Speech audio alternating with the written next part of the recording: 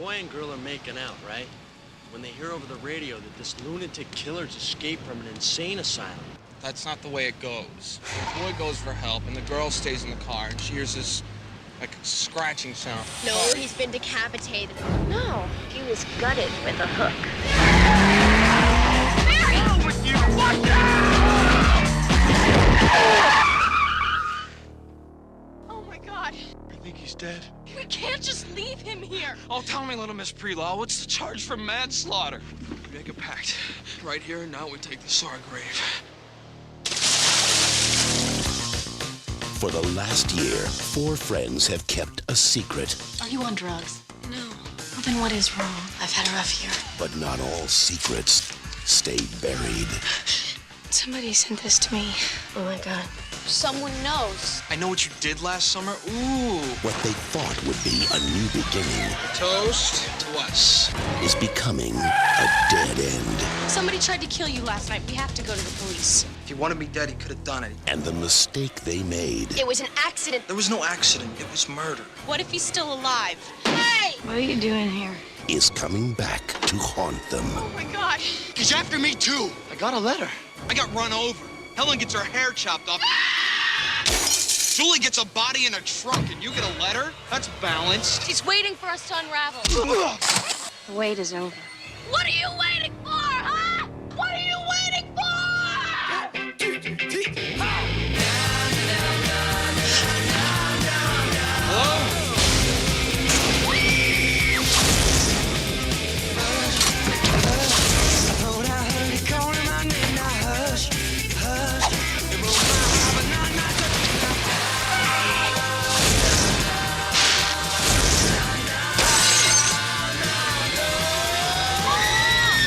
I know what you did last summer.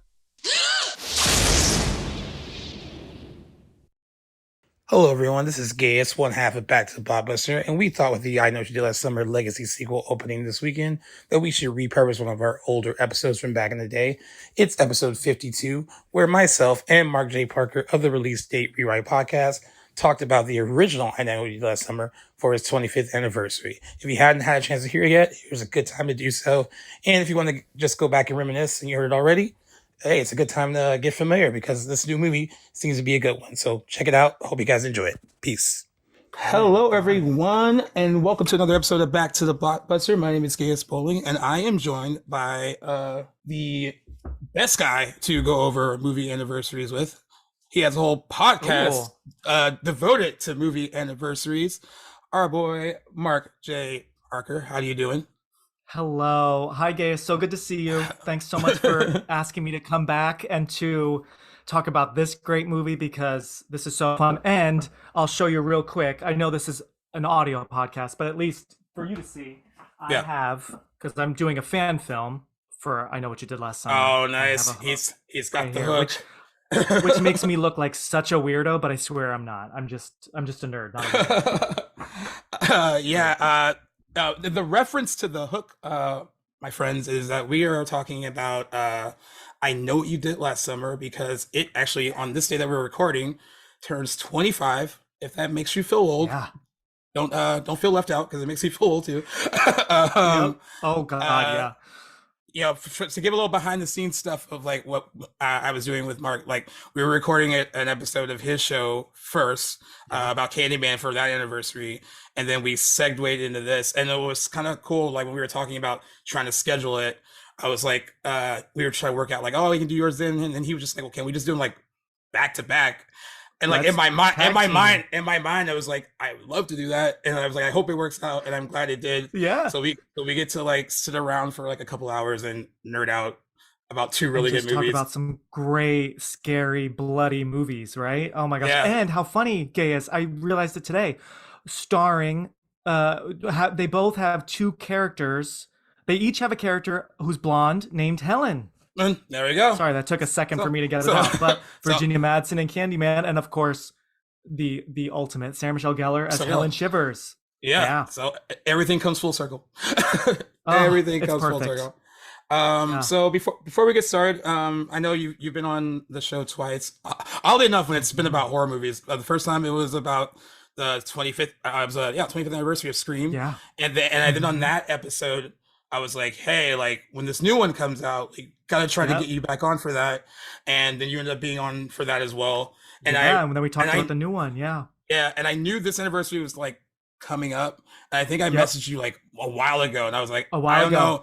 I was like, I don't know how we can make it work, but like we have to make scheduling work because I would love to have you on to talk about I Know You Did Last Summer because I feel like this is your wheelhouse, and you would totally be able to talk a lot about it. So like it was. I love perfect. Like what like as you know, because we've said this before, and it's been out there that horror was a little meh in those early 90s, but Scream, well, I loved Wes Craven's New Nightmare in 1994. Like that for me really started the revitalization of horror. And then of course Scream, and we had like The Craft and Fear, like other good thrillers, but then Scream and I Know and even Urban Legend, like this was just like, I was 10 when I saw I Know in theaters. And I mean, I was just like, I am loving life, Well, yeah, it was one of those things, and we'll probably talk about it a little bit later too, but like everyone has like, every generation kind of has like their set of horror movies.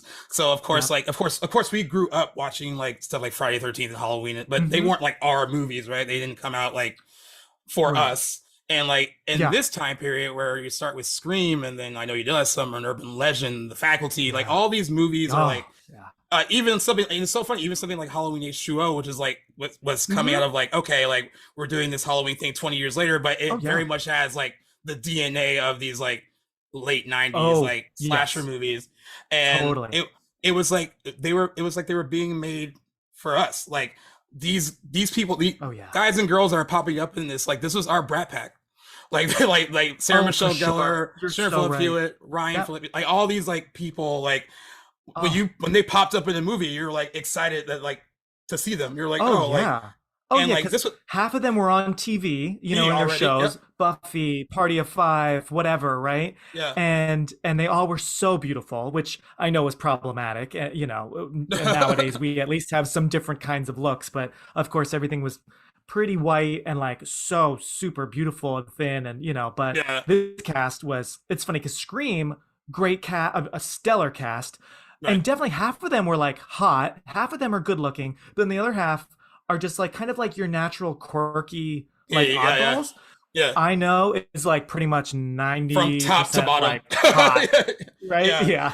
When they were casting that, I was like, I wonder if they were like, well, talent, or I mean, they had talent, but like was it like, I mean, I think they're all still good. They all fit their roles, I think, really well. But yeah, I think they were like, okay, let's do exactly what Scream did. Let's buy this Kevin Williamson script, because he wrote the script apparently before even writing Scream, right? Yeah, and you can sell kind it. of feel like, because Scream feels obviously super, super modern of that time, and I Know is a little bit more of you're just classic fun slasher mystery, a little 80s ish, so you can sort of feel that. But yeah, they're like, let's just copy that and just have a bunch of hot people just screaming and running, and you can you actually can see that like aesthetically in the marketing too. Like I feel like that's when they started thinking about like, how do we group these good looking people on the poster? Like how does like it was this was like the start of poster. Like I used to have it too, and I'm Did you have it too? I'm so mad I don't have it anymore.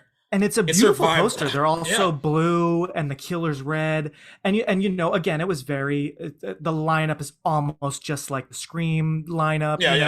But they're a little bit bigger. I remember J Love is like, I'm like, is she wearing a bra on the poster? Yeah. I'm like, wow, we're definitely amping up the attraction here. But I have a fun fact, and I'll say it on my show too. But and this is corny, but I'm just gonna put it out there. I had this poster on my wall, and not all the time, but every now and then I would practice kissing their faces on the poster, because I was only like 10, 11, 12. So I'm like, all right, I'm going to kiss each one of them, and I'm just going to like pretend and like kind of like get better at kissing.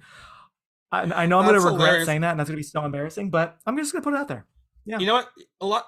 Big faces on that poster too. That's a lot to practice on. They were like perfect for like my kid face. I'm like, yeah, you're like right here at my level. Let's kid. Let's see what it's like. Because I really like had a crush on like all of them, but I do think Ryan Phillippe in this movie, in like the locker room, everything. I mean, I was 10, and I definitely saw that, and I was like, oh wow, I'm like feeling something. That This was is like his quite a like scene, you know? first big thing, right? Like I mean, like Yeah. he had, I only know this other fact because my mom like used to watch. Well, she still watches soap operas, but like Right. he was on One Life to Live like on- back in the Oh, we day, are- and yep. like and he was like Mhm. one. I think on the soap opera, the first like they had a gay teen storyline, and he was a part of it, and I think that was one of the first times they actually Yep. did that. I think you're right. And yeah. so I think that was the one thing he had done. Like, I mean, I think he had done smaller things too, but this was like his first. He big also thing. was in. I never saw it, but it seems like a gay man's dream. That movie White Squall with like White Squall. Oh yeah, he was in that too. Jeff Bridges and Yeah, like forgot about Scott that. Wolf and all these boys and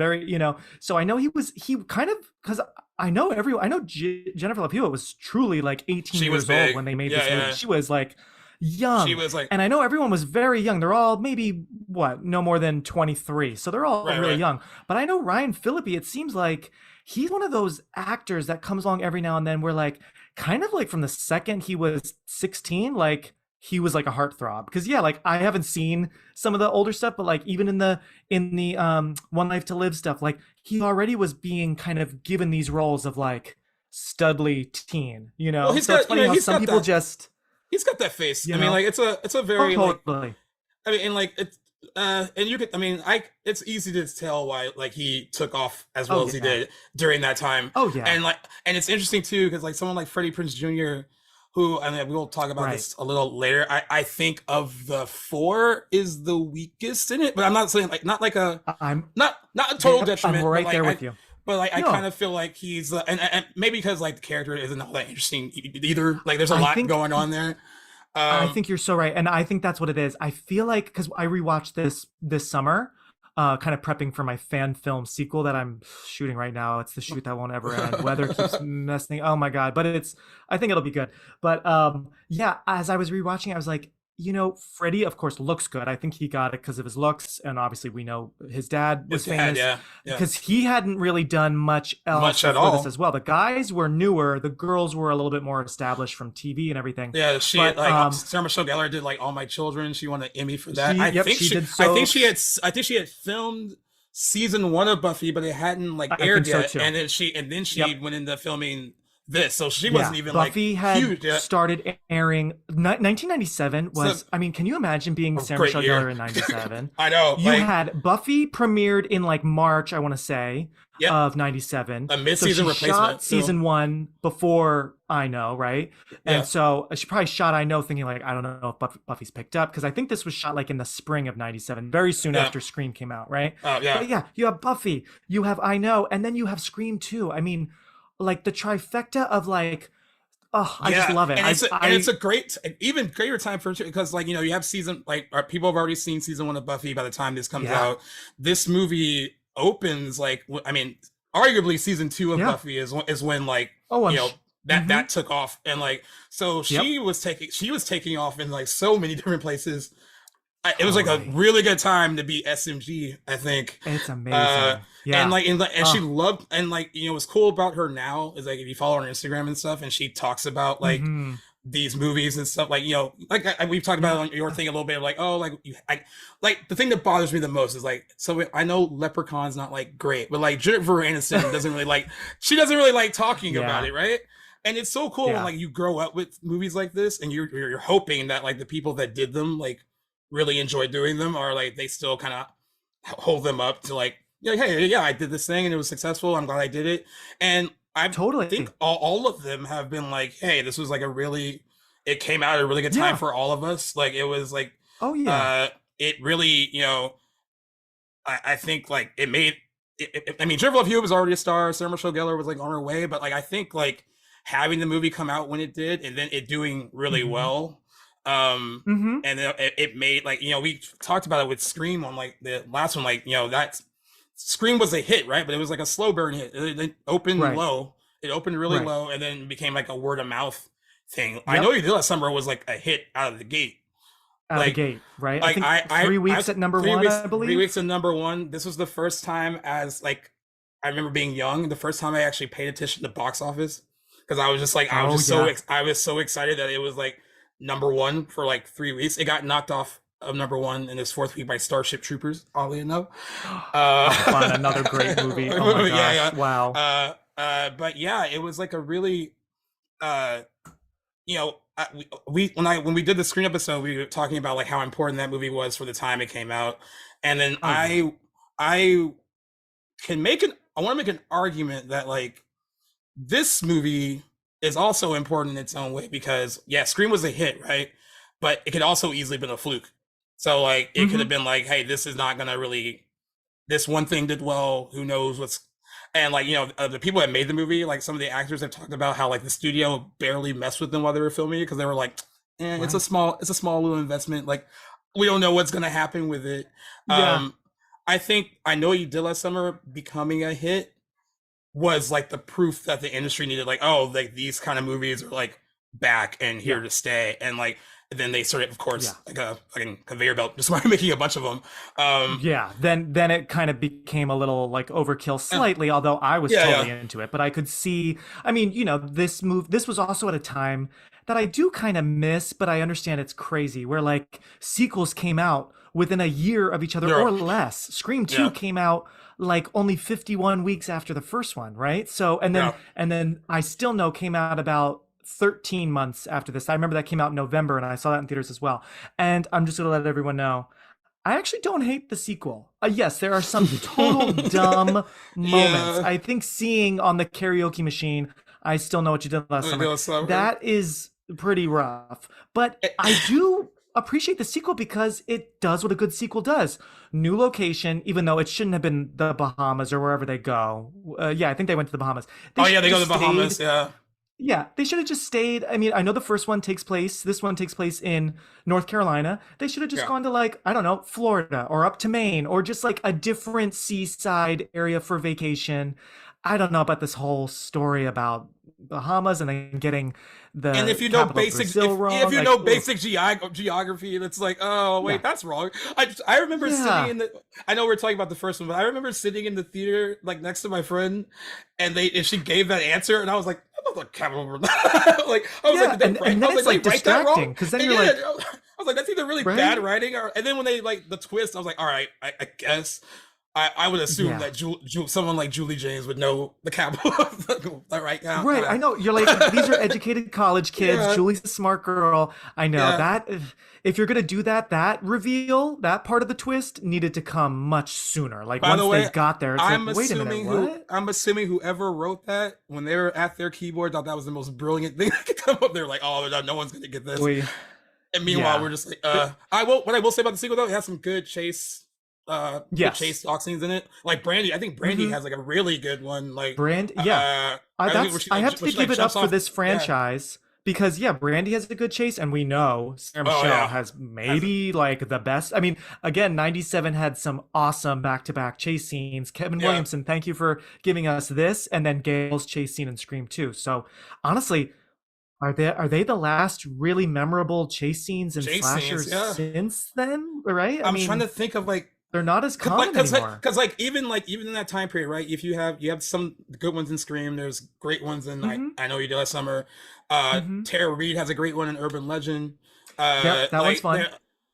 there's not they kind of died out and like and these They are kind of very died out. signature of these kind of movies. Like you want like that classic Right. like like stalk And chase. I remember like I know we offline, you and I were talking about the new Halloween Ends, but even in this new trilogy of Halloween movies, I mean, Halloween, which it's funny rewatching, I know, especially seeing Sarah Michelle Gellar's scene, the chase scene, it totally reminds me of that great chase scene with Jamie Lee Curtis, calling yeah. out for Tommy for the keys and running through the neighborhood. Like it Yeah. really made me think of that because she's banging on the door to get her sister to Yeah. open the door.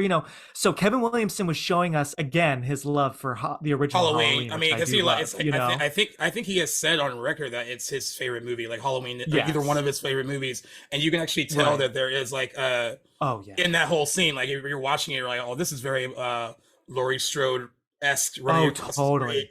Yeah, and like even Right. like the whole like, yeah, even the stuff with like her sister, like the way she's calling out to her, like yeah, it's just Yes. I like love you it. can tell that Oh, he was really God. inspired. I do want to Yeah. go back just a little bit, just to like Yeah.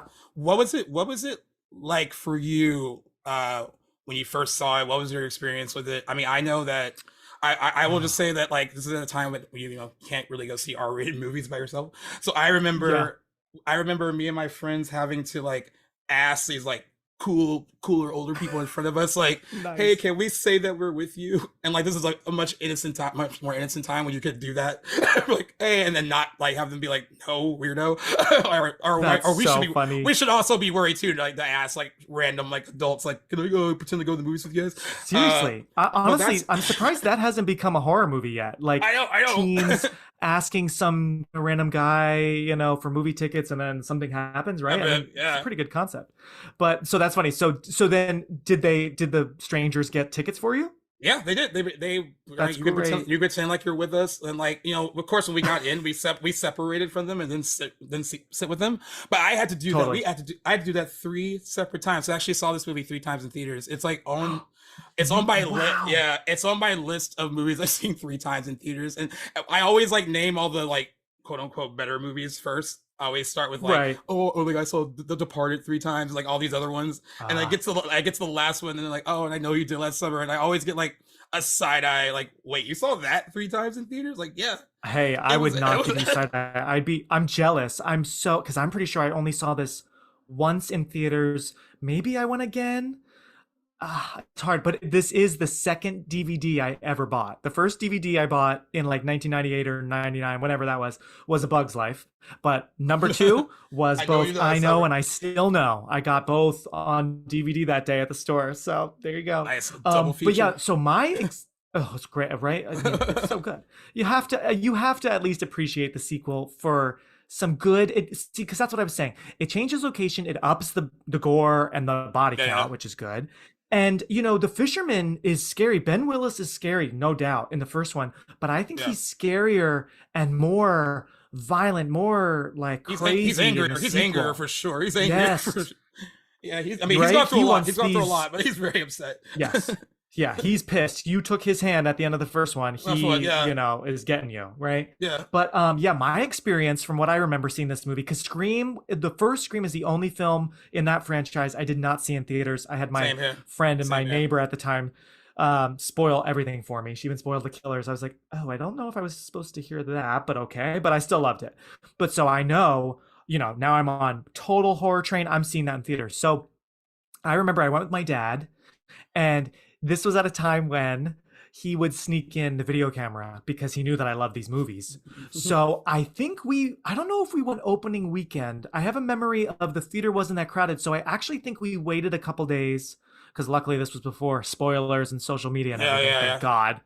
And so I think we went like right after school one day. And so I just felt so cool, like telling my friends, like, I'm about to go see I Know What You Did Last Summer, a movie none of you are allowed to see. And they're like, I don't even know what that is. And I'm like, losers. And so my dad and I went, and he had the camera in between us, and he totally was recording a bootleg version, but I loved it. I was jumping, and I would watch the bootleg that my dad recorded at home. Like, I probably rewatched it like the next day just to like totally relive it and see all the details I might have missed. But yeah, I loved it. I was jumping. I have a memory of watching the bootleg, and in that last iconic shot of I Still Know written on the shower, and then he breaks through the glass there, you can see I knock the camera, so it's like a jolt, and I scream, my little 10-year-old oh God, I loved it. For a second there, Gaius, I remember saying this out loud, I thought I Know was better than Scream, but I came to my senses.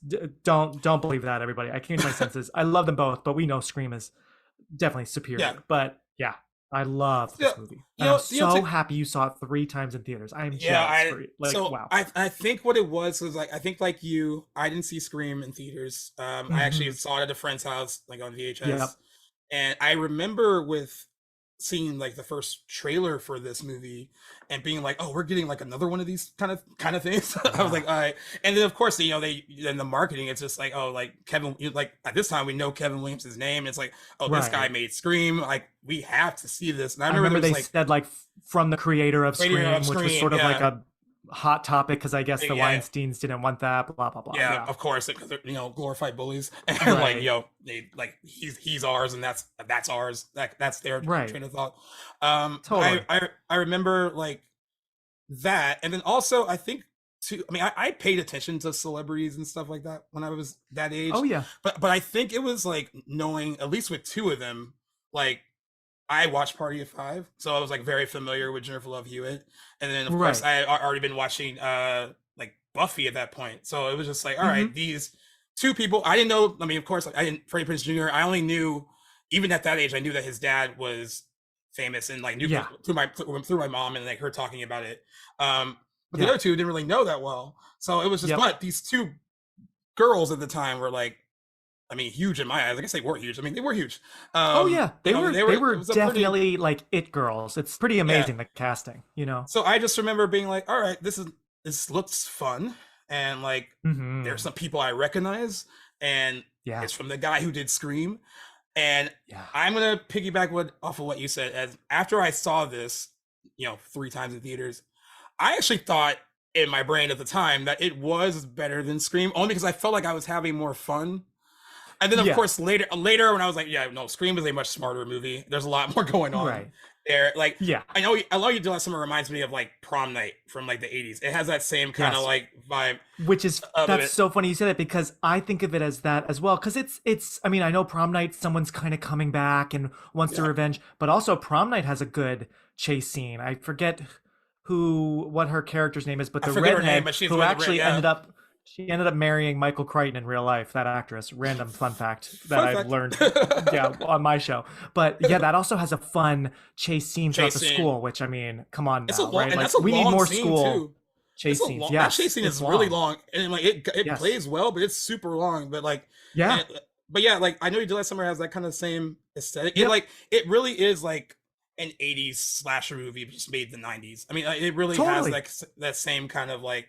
And like I think that's what he was going for. I think that's what he was going for. I think the problem with like, at least critically, I mean, not like financially, because it did really well and people enjoyed it. I think from a critical standpoint, it got like hit hard because this guy wrote this like game-changing like horror movie with Scream that was really smart, and it was this. And I remember I was actually reading some of the reviews before like early this morning, and like a lot of them kind of called out the fact that like, okay, now he wrote a movie that Scream basically made fun of, and like that, and that is like, and they thought it was like a notch down because of that. But I was like, I think everything he did was intentional. With Scream, that's the kind of movie you wanted to make, and that was intentional. I think with I Know You Did Last Summer, I'm pretty sure that Kevin Williamson grew up with Prom Night and stuff like that. He wanted to make like he wanted to make like a fun slasher movie. I totally hear you.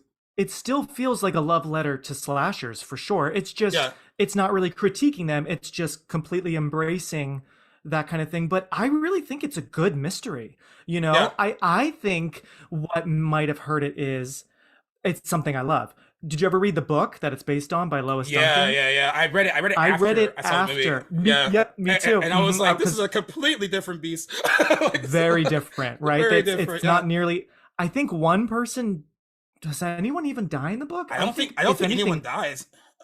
I think Barry, I remember, gets like shot, but he doesn't die. And there's no chase, there's no fisherman with a hook. So I think Kevin Williamson made it better. I mean, I think he gave us the thrills that you and I love, right? But I know Lois Duncan was pissed, and I have a feeling that might have made critics not take it seriously, as like, okay, so you took this story, but you just made it, you're more kind of, I don't even want to say the word generic, but just you're kind of more traditional slasher. But I think it's better. I mean, the book isn't bad, and I know the show. I didn't watch the show, the Amazon Prime show that now is I didn't over, either. But I heard not great things, but I did hear that they do what the book did, where there is some stuff with a twin. Because the whole thing with the book is that the person harassing them is I guess it's not a twin, but it's a guy that both Helen and Julie are like dating. So and that would have been really hard to do on camera. I mean, how do you do that without giving it away to us? It would have been. And I guess from like an author's perspective, I guess I can see why, like, hey, you took my little like quiet mystery novel and turned it into like I think what you would probably say a run-the-mill slasher movie, but like right. For her especially, I'm sure because she apparently, I forget when this happened, but she wasn't a fan of the movie as well because of the gore and the killing, because I believe her daughter was murdered. Did you hear that? Yeah. I think that had a lot to do with it. I think I remember after the movie came out, they actually like switched the covers of the book, because I was looking online, and the cover of the book was actually, they just used like the one sheet for the movie as like the cover of the book to sell it, and like, you know, so like, you know, in some ways, I mean, she kind of won, right? Like, I'm sure more people like went and read the book. Oh yeah, like I remember because of this movie, I got a whole bunch of her books, because then I know she wrote Killing Mr. Griffin, which then Kevin Williamson did, Teaching Mrs. Tingle. So I mean, Kevin Williamson definitely loved her writing. She's probably like, stay away from liberties. my stuff. She's like, stay away from my stuff, please stop it. Right. Please leave my stuff But alone. I do also think critically for this movie, the one issue that I will understand critics say, it's still to this day, I understand it now, but I know for years I was still kind of confused with the backstory, like, because I know the friends think it's David Egan who's going after them because he was there that night, you know. So the whole David and his relationship with Susie, who's Ben's daughter, it's not the clearest explanation of the backstory, you know. And then with Anne Heche, who does an awesome job as Missy. I mean, we don't give her enough credit for genuinely good jump scare from her when she bangs on the I remember being in the theater and I fucking jumped out of my seat. I was like, it's like, now it's like silly, but at the time I was like, shit, it comes out of nowhere, because it's just this like quiet moment between these two girls, and they're just like talking. It's like emotional, and then like, that's great. It's so good. Yes. So yeah, that was, I could understand why some critics are like, this is sort of like a mess or whatever, because it's a little bit confusing. Was it like, but so David Egan, was it that Ben, was he on his way back from killing David Egan, like from killing, and then he gets it by their car?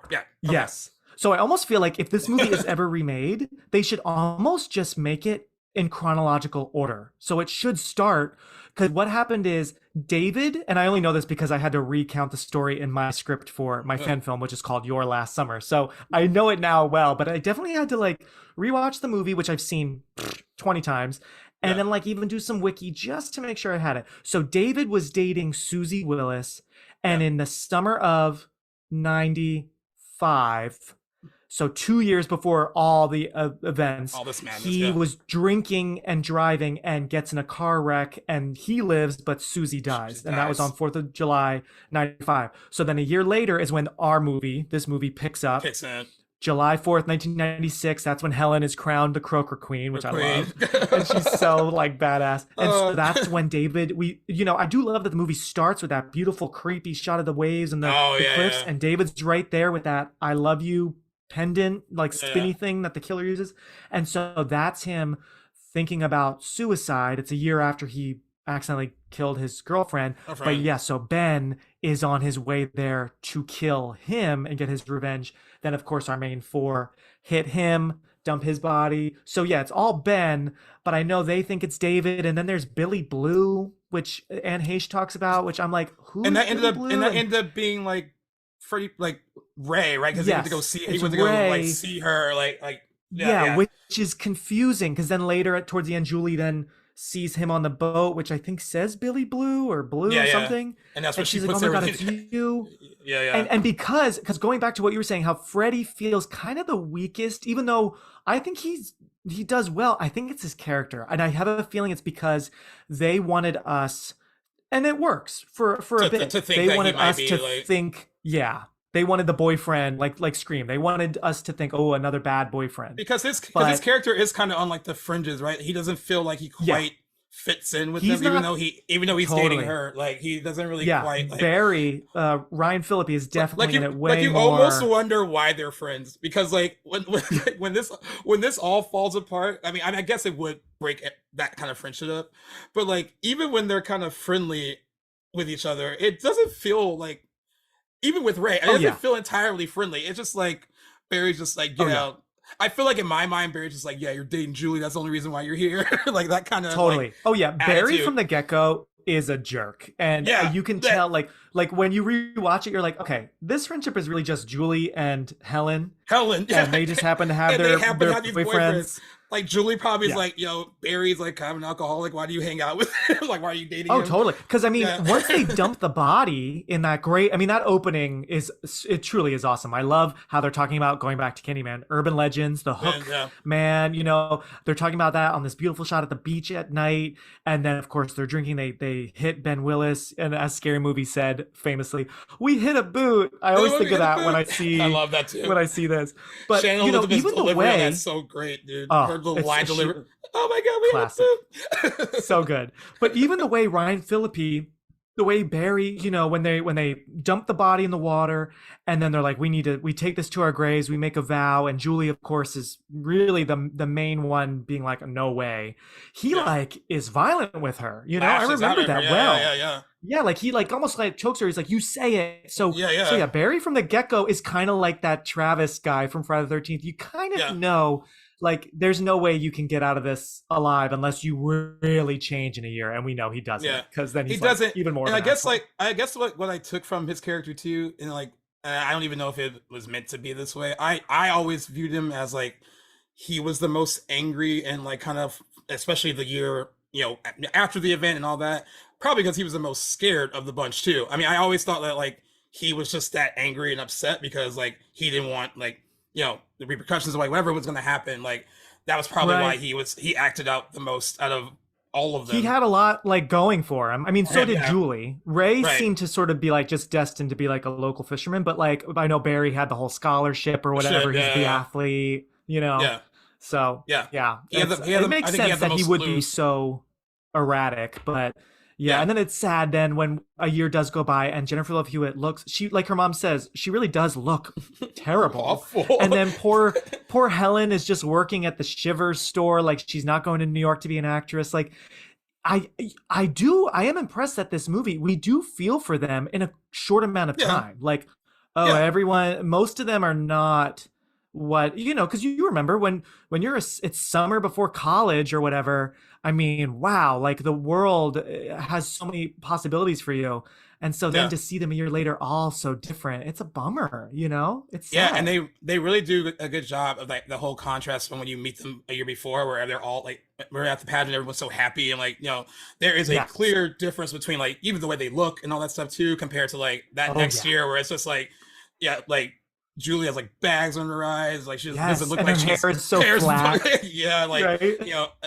I always thought this. Speaking about hair, when Helen gets her hair chopped off, like all I could think in my head though was like, man, he did you a favor though, because you look a lot better with the shorter hair. But it's funny, those extensions. I mean, it's a fun. I feel like it fits the character, but on Sarah Michelle Gellar, like once she gets that shoulder length chop, now we're talking. Like maybe who knows? Maybe it's because you and I are Buffy fans, and that was on at the same time as well. That it just feels, because then she has that same length for Scream 2, that it it works so well for her. That's funny. I just love that too, and like those scenes still stand out to me. I just remember in the theater, like when that happened, when she gets her hair chopped off, and like even as, like when you're young, you're like, oh, what the hell, and then like I was scared. Something as simple as like soon on the mirror, you're like, what? It is so perfectly campy, and I'm not making fun, but the way she breaks the glass, but and that whole apparently sequence she's a hard is sleeper. scary. Must be a very, very hard sleeper that she didn't wake up through. You didn't even hear like the scissors like near your eyes. Like, so it is interesting that they didn't make her like an alcoholic or something where at least she could like pass it out, So that is funny. And I love how it's supposed to be like a bad, it's supposed to be like a bad look for her, but like they have her wear that hat at first before like she's like, oh my god, the hat. This is clearly like rough for her. I'm like, no, you look great. Meanwhile, then when she's in the dress at the like parade, I'm like, oh, you look amazing. But that whole look during the infamous "What are you waiting for?" moment. Ryan's in his classic tank top, and Julie's looking good. But Helen is not looking so good in the hat and like these white like Reebok sneakers. I'm like, okay, you're having a down moment right now. Speaking of that moment, like, what do you think? What did you think about it then, and how do you feel about it now? Like the whole infamous, like, what are you waiting for? I when I first saw it, I loved it, and I still, I grew up, and it's a little. Um, I don't know if I would do it in that situation, but you know what? I'm cool with it. I think it's great. And I love that apparently a child fan, if I'm remembering correctly, like suggested that line. I guess like it Right. was like a Yeah, I think so. contest, right? Yeah, Or yeah. something. Yeah. So I just love that a fan, like a young fan, came up with that and they were like, okay, sure, you know, but this was at a time when fans could do cool stuff like that. Cool Because stuff I like that. remember MTV during this time. Well, I guess no, it was earlier in the year. I remember before I even saw Scream 1, seeing the commercials for the walk on roll that MTV was playing for Scream Right, 2. me And I was too, like, yeah. but you had to be 18. And I was like, oh my God, please, can I submit? You know? So. Yeah. So I do appreciate that fans kind of had a little bit of A like hand in a that. moment with these movies. But yeah, I think Yeah. it's fun. I like that scene. I have to say, rewatching it now, 25 years later, the scene where she discovers Max's, and Max gets an awesome death. The first Yeah. death in the movie. And I guess is- what was like added in, Whoa. like it was one of those things where like Yeah. the one I guess the one note the studio was like, hey, like someone needs to die because like no one's Yep. died for a while, and they were like, okay, Yes. well, so we'll do Because that. I don't know if you've seen, but now that there's the 4K Blu-ray or whatever that just came out, which I was got it, thinking yeah. of maybe getting. Did you get it? I got it, yeah. I know the deleted scenes are on there, and I know they're online because I saw this one. I guess they only shot the fisherman, which it still is creepy, but it's not nearly as good as what we got. But the fisherman just opens the door, and Max is like, oh, like, and he thinks it's just someone he works with, and then it just cuts, you know. But yeah, seeing him emerge from the fog and then get him in right like in the neck. the chin. And they like, oh my god! and they like go in on that, like you're watching like kind of gag like for a little bit, and he like pulls him. Yeah. Oh yeah, they were not holding back, and I appreciate that. But yeah, when she Yeah. opens the trunk, when she hears the crabs, which I guess also crabs are just terrifying for me. Like I hate the spidery legs. Like when she hears that, and then she pulls over, and you know something's up.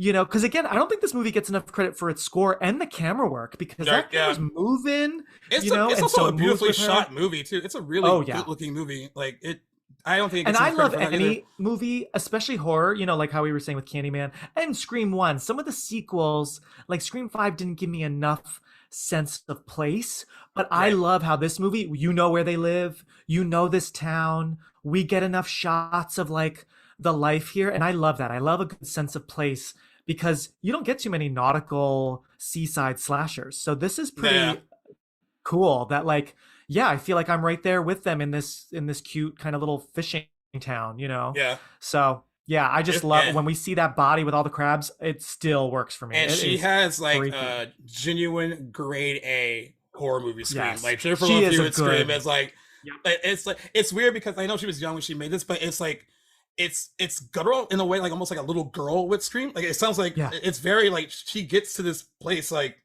pretty well. Like where you're just like that's so that's so funny that you say that, because the difference in screams between her and Sarah Michelle, Michelle you Gellar, can see it when Yeah. SMG screams when she sees her sister, which her sister has a great death too. I love that death.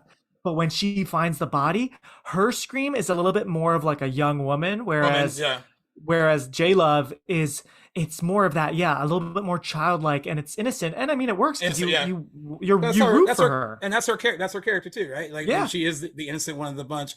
I love after that scene when they like walk to the car and then they open the trunk and there's nothing in there, and Barry's line of like, "Oh, where'd you go?" Like the crabs carry him away. Like it's such him in this moment of like, again being an asshole for like no He's reason. such a punk. Like she's clearly upset, and he's like, "Oh, okay." Oh yeah, Like, and I whatever. remember because it was in the trailer when they go to his nice house. He's like the only one that actually is doing well a year later, and you know, he's there in his tank top, and he says, "What the hell are you doing here?" Which is so cold. And they show him the note that she got, which I mean, the note scene is like, it's just so perfect. I love that. But he goes, I remember he goes, "I know what you did last summer." Ooh, and I'm just like, oh my god, you're so gonna get it. We know it. Your time is limited. I think he says to them too, like, you guys should look in the mirror once in a while. You two like shit run over twice. Yes, like, run he's over just like- twice. I'm like, that's He's, your like, so mean. ex-girlfriend. I know. Oh my god. You know what though? He's rough. And have you watched the deleted scenes? Yes, I've seen most of them. They give them a scene which I think they should have kept if they're gonna. Yeah, like, later on, where she it- says something like, "Why do you hate me?" Hate or me something. so It's much. at the parade. Yeah, the parade. I think they needed a little bit more of like a moment to kind of like, Yeah. I guess you weren't gonna ever feel sorry for him, but like Yeah. to kind of establish like they once meant something to each other, like in a Yeah, I still significant do way. feel kind of sad when he does die because they might have deleted that scene, but we still have that really cool shot where they're at the pageant for her to give her crown to the next winner, and we kind of go through the scrim, like the lights change and Oh, they're yeah. behind it, so it's see-through, Yeah. and they are kind of like holding each other, and we know, and she gives him a look at the parade where like, yeah, they. Oh, he gives her one back too, like where it's just Yeah, like, it's a yeah, cute yeah. moment where it makes their deaths even stronger for me. Yeah. Where they maybe were gonna rekindle something because we know Julie and Ray have a little bit of something still, but they seem a little bit further away for me than the other two are. In terms Yeah. of romance. Until then, they get together. But yeah, I mean that, and his death is great. I mean during the pageant while this girl's singing and the So, light, It is really good and it's really well done. What has always bothered me from being younger and even now is like not one person is curious enough to be like, yo, look at what she's trying to show. Like she's like saying like, and everyone's looking at her like, oh, you crazy girl, like what's wrong with you? Right. And like this whole commotion going, I'm sure like that would be a commotion, like him getting like hooked in the stomach, like and like oh totally no one pays attention to it, but I think it's well executed. It's really cool, and like the way it kind of cuts agree. from like it's not the most realistic. But I do feel like it works. But you're so right, and that's why maybe honestly Helen should have been a little bit of like a boozy, because what if she kind of in the year that's passed she kind of got a reputation for like she's still not even 21 but she's like going to the bars, and maybe that's why it's like, okay, Croaker Queen, like did you have some before, like that could have been interesting, because I know the cop does not believe her, and he's a death that's deserved. I mean, I love how he says, what, he cut your hair with the hook too, and I love, oh my god, even as a kid I was like, she's like, scissors asshole. Scissors asshole. I'm like, wow. And maybe that's why like I've never been all that scared of cops, because even when I got pulled over when I was like in college, of course it's nerve-wracking. Never was like, oh, I'm sorry, officer. I'd be like, okay, I didn't realize I was going fast. Sorry. And maybe it's because of Helen Shivers, because she is not accepting this cop and his attitude. And then, I have to say, Kevin Williamson gave us two cool cop car scenes back to back, because obviously Scream 2, that scene is iconic. And then Sarah Michelle gives us one of her great screams as the cop's getting it, and then she's got to kick the windows, and then that kicks off the whole build up in that scene is so good when she like realizes that she's like that whisper almost when she's like, that's him, and then like she's so good. And like you brought up the chase scene earlier, and I wanted to ask you, like, I think you kind of said earlier, is it the best one? I mean, it's one of the best chase scenes. I think it's easily. I maybe I can't say it's the best, but it is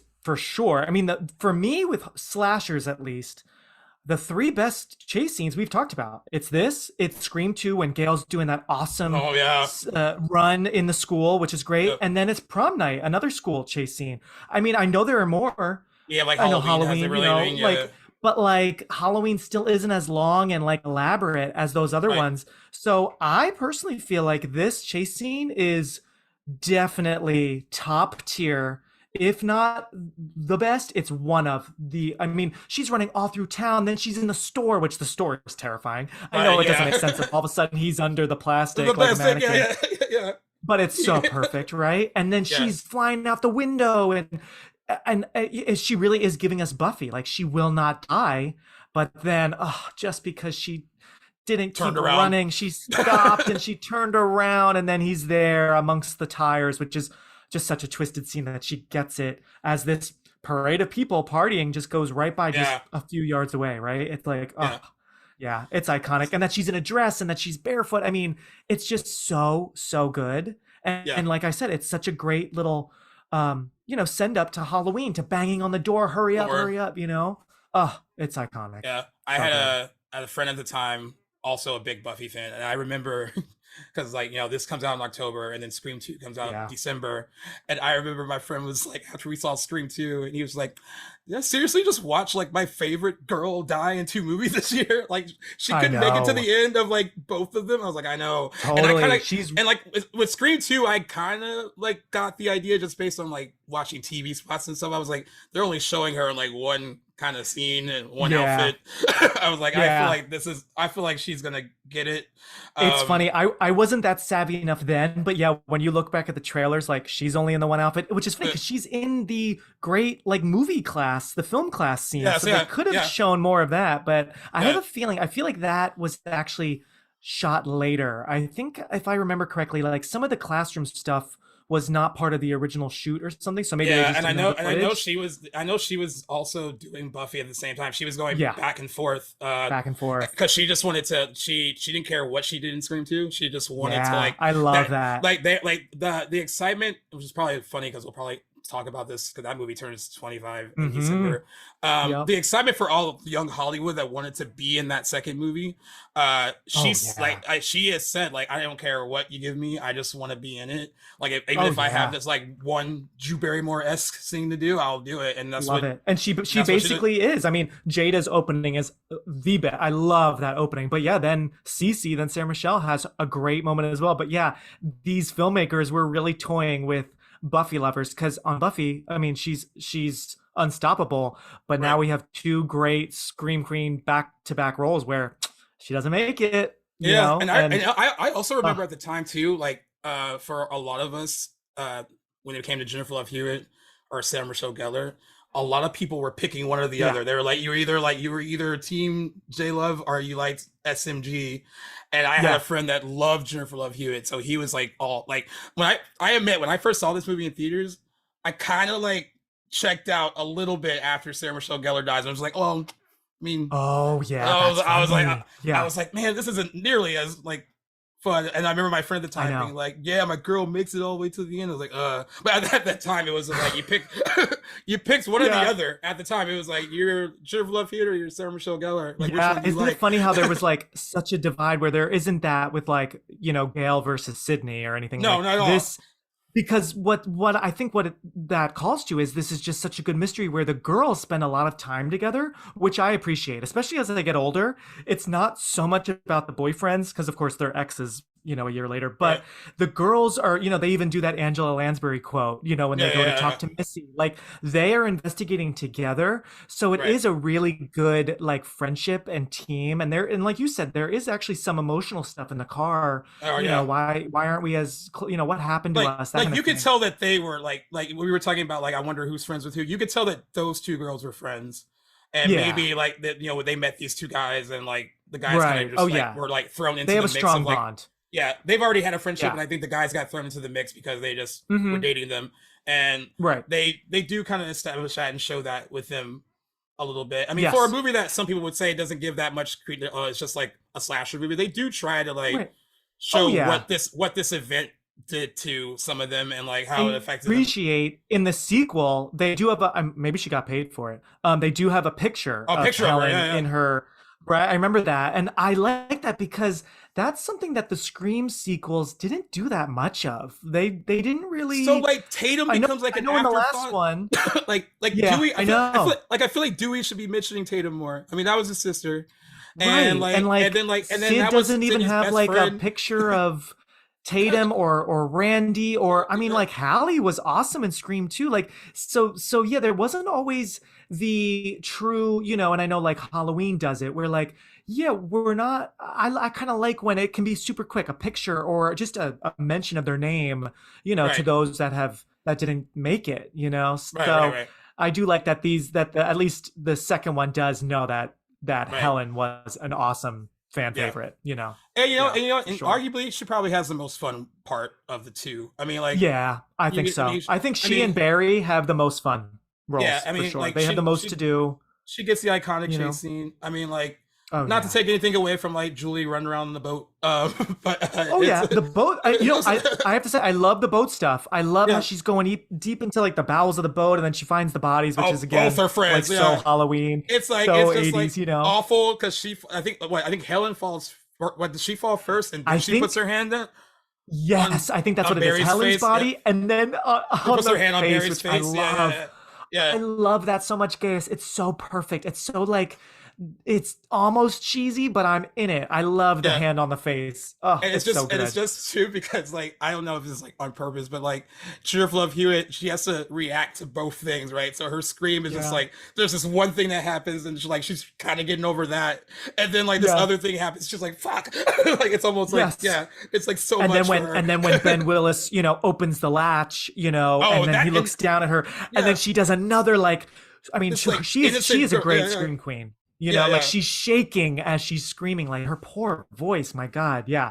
I do love the whole boat stuff. And that makes sense. It's just, because she sees the Billy Blue, thinks it's Ray. At that moment still, like, I think it just needed like a couple lines longer or something. And they tried to explain that a little bit, like when the movie's wrapping up, when he's like holding her, he's like, oh no, well I had to do this and I had to do that. Or like, all right, well you're giving us a little.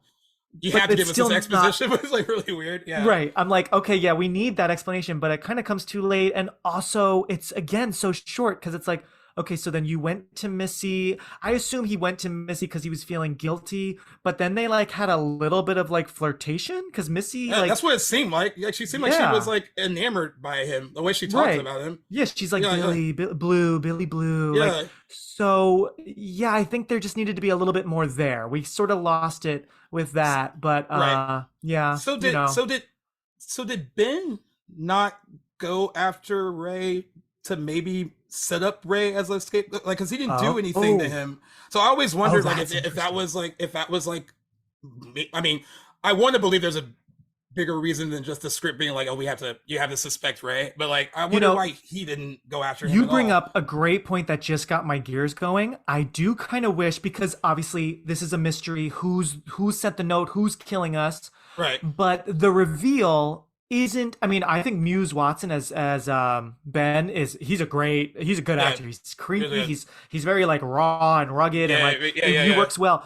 But I feel like we needed to meet him briefly earlier, and maybe he worked with Max and Ray, and it's just like, hey Ray, and because you bring up a good point. Maybe he didn't really go after Ray. Ray was so periphery at times because maybe Ben was going to try to. Well, even the killer thought he was like an outcast of the group. Yeah, even the killer's like, eventually be easy. I need to have fun with the other three. He's not that important.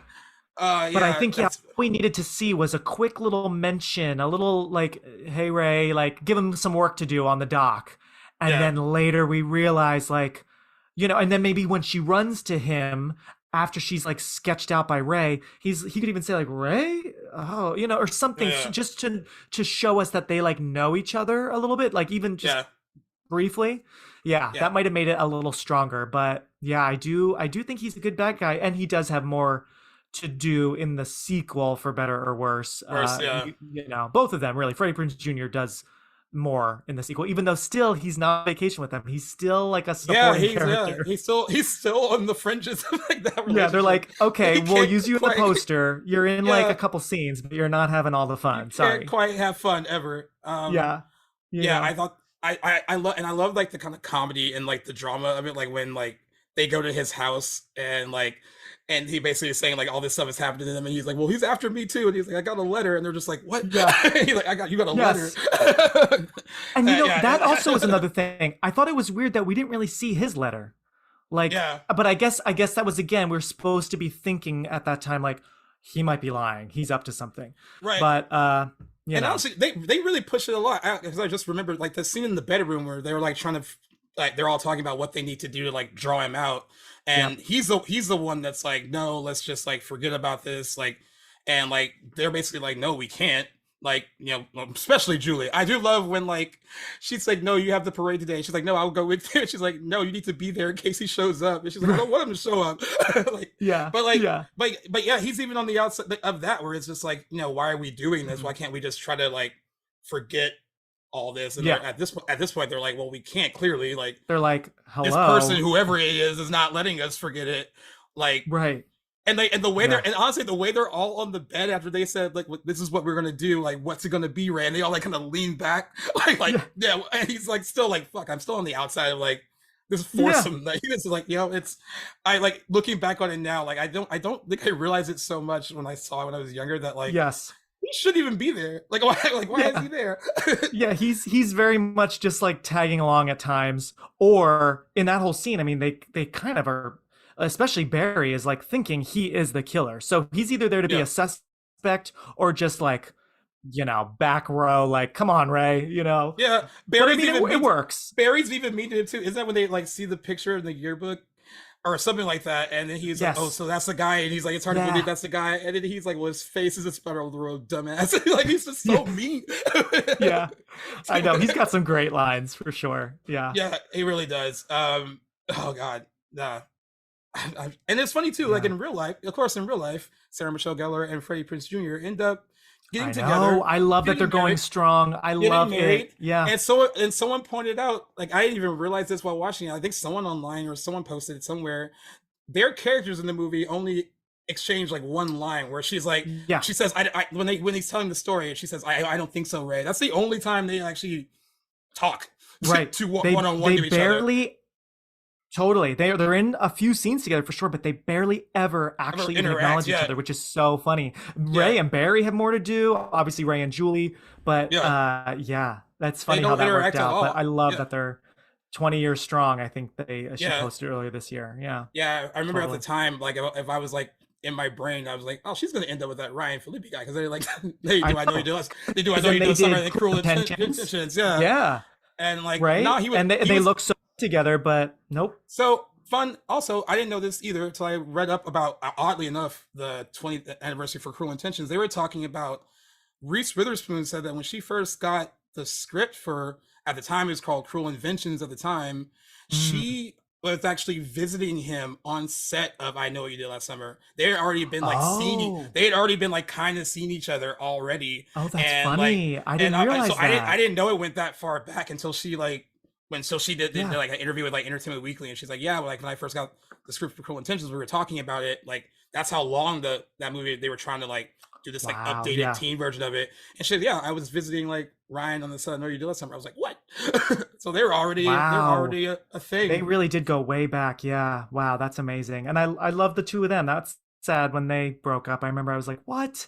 They like look so alike. They're so like all American, blonde, white, like cute couple, but I think what happened with them, man, I think like her star Rose got pretty big, and like I don't want to assume that like he would feel like he was being like emasculated. I think the industry kind of made him feel that way. I think the way they talked about, I remember one trade actually called him like miss by her last name, like trying to like almost like insinuating Mr. Witherspoon, that he she was bigger than him. I remember at one of the Oscar ceremonies on TV, they were presenting an award together, which is kind of amazing to think like Ryan Phillippe was at the Oscars and he said, you can open it, you make more money or something like that. And she was embarrassed. Yeah, they probably got into apparently a that, fight on the if I'm remembering correctly, that apparently like maybe started the eventual downfall of, so it's a bummer, but love them all. I love Reese. I love this cast. I mean, it's so fun. Yeah. Big fun. Before we wrap up, I was just thinking when we were talking about I Still Know What You Did Last Summer, and I was thinking of like the two best friend roles. We have Brandy, and then you have Sarah Michelle Gellar. I almost think it's unfair to ask you like who do you prefer? Oh gosh, that's so tough. Because also then Scream and Scream 2 with Tatum and then Hallie. It's funny how like the sequels like went African American. And Hallie was actually a good supporting like that character. That character doesn't get enough credit, I don't think. Too like she. No, I think it's just really the cast for Scream 2 was so solid stacked. It's so stacked. But I mean, I love Carla. I think Brandy's great in the sequel, and I choose to believe that Brandy is actually in the first one as Julie's roommate. The black girl in the mid. Is she the black girl in the mid? Even though her name is not Carla, I like to believe that is Brandy. But so technically she's in both movies. But I mean, Helen all the way. You got to go with Helen. It's hard to compare.